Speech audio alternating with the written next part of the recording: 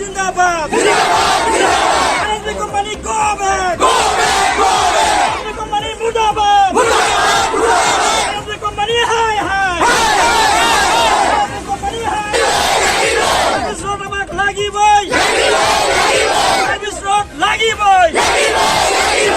আমি যোৱা কেইদিনৰ পৰা ভাটিপাৰা অঞ্চলৰ প্ৰায় 1500 পৰিয়ালৰ বিভিন্নজনে ফোন কৰি আছিল যে ভাটিপাৰাত যি আৰএছবি কোম্পানীয়ে যি ৰোড বনাই আছে আৰু এই আৰএছবি কোম্পানীয়ে সময়ে সময়ে দেখিছোঁ ব্যাপক দুৰ্নীতি সংঘটিত কৰিছে। এই কোম্পানীত বিভিন্ন মানুহ ইতিমধ্যে দুৰ্ঘটনাত মৃত্যু হৈছে, আহত হৈছে। এই কোম্পানীৰ বিভিন্ন অভিযোগ আছে, কিন্তু এই কোম্পানীক কিহৰ আশীৰ্বাদ আছে, কাৰ আশীৰ্বাদ আছে আমি নাজানো। এই কোম্পানীয়ে অবৈধভাৱে বিভিন্ন কাম কাজবিলাক, দুৰ্নীতিবিলাক, মানুহৰ ওপৰত অত্যাচাৰবিলাক কৰি থকাৰ পিছতো প্ৰশাসনে, বিশেষকৈ জিলা প্ৰশাসনে বা আৰক্ষী কোনো ধৰণৰ এই কোম্পানীটোৰ ওপৰত ব্যৱস্থা গ্ৰহণ কৰা নাই। ই অত্যন্ত দুৰ্ভাগ্যজনক।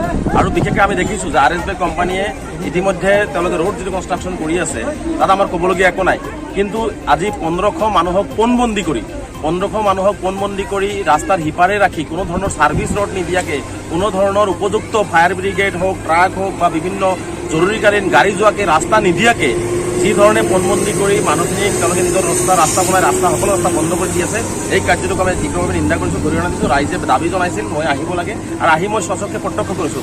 মাত্ৰ 100 পৰা 150 মিটাৰ ছাৰ্ভিচ ৰোডে, কাৰণ বিভিন্ন আটাইতকৈ গোটেইখিনি ছাৰ্ভিচ ৰোড ইতিমধ্যে হৈ গৈছে, মাত্ৰ 100 পৰা 150 মিটাৰ ছাৰ্ভিচ ৰোড দিলে এই মানুহখিনিয়ে পণবন্দী হ'ব নালাগে। কিয় আজিলৈকে 100 পৰা 150 মিটাৰ ছাৰ্ভিচ ৰোড দি বেলেগ এটা ছাৰ্ভিচ ৰোডত কানেক্ট কৰি সেই ডাঙৰ কালভাৰ্টৰ তলেদি মানুহখিনি যোৱা অহাৰ ব্যৱস্থা কৰি দিয়া নাই? গতিকে এইটো আমি এটা ৰহস্যৰ গণ পাইছোঁ। আৰু কোম্পানীয়ে গাৰ জোৰ কৰি যোৱাকালিও এই অঞ্চলৰ মানুহক তেওঁলোকে ভাবুকি দিছে, ধমকি দিছে, আৰক্ষী লগাই তেওঁলোকক উঠাই লৈ যাব।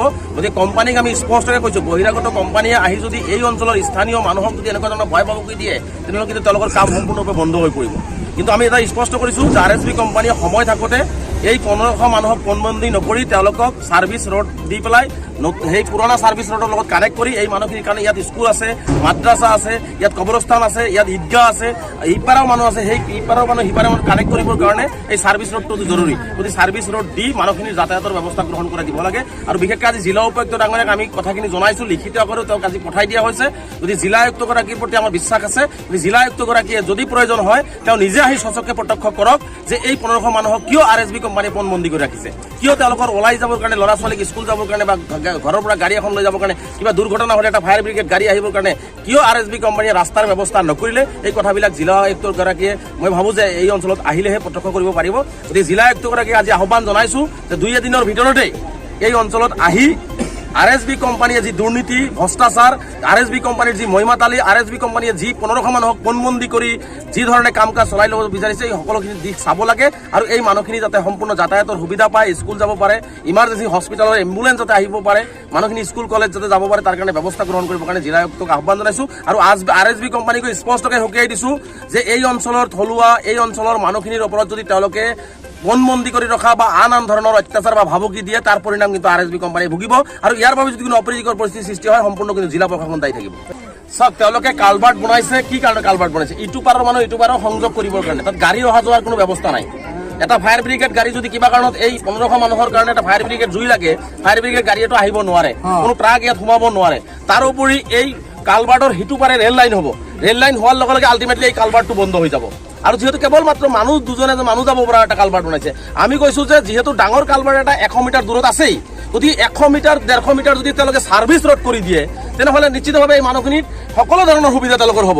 কিয় 100-150 মিটাৰ ছাৰ্ভিচ ৰোড নকৰাকৈ এই কালভাৰ্টটো যিহেতু ভৱিষ্যতে বন্ধ হৈ যোৱাৰ সম্পূৰ্ণ সম্ভাৱনা আছে, কাৰণ তাত ৰেল লাইন হোৱাৰ লগে লগে কালভাৰ্টটো বন্ধ হৈ যাব আৰু কালভাৰ্টেৰ তলেৰে কোনো ধৰণৰ ডাঙৰ গাড়ী পাৰ হ'বই নোৱাৰে। গতিকে তেনে ক্ষেত্ৰত এই কালভাৰ্টটোক মই ভাবোঁ যে কোনো ধৰণৰ যুক্তিযুক্ততা নাই। গতিকে এইটো ছাৰ্ভিচ ৰোডৰ অবিহনে এই মানুহখিনি পণবন্দীৰ পৰা মুক্তি নাপায়। গতিকে ছাৰ্ভিচ ৰোডটো জৰুৰী, ছাৰ্ভিচ ৰোড লাগিব।